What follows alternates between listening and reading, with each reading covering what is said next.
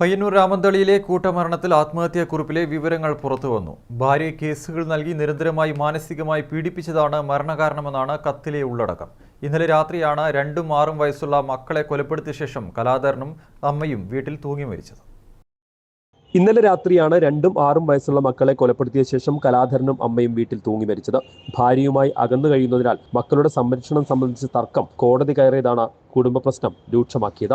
അതേസമയം കലാധരന്റെ ആത്മഹത്യാക്കുറിപ്പിലെ വിവരങ്ങൾ പുറത്തുവന്നു. കലാധരന്റെ ഭാര്യ കേസുകൾ നൽകി നിരന്തരമായി മാനസികമായി പീഡിപ്പിച്ചതാണ് മരണകാരണമെന്നാണ് കത്തിന്റെ ഉള്ളടക്കം. കലാധരനും ഭാര്യ നയൻതാരയും തമ്മിൽ കുടുംബ കോടതിയിൽ കേസ് നിലനിൽക്കുന്നുണ്ട്.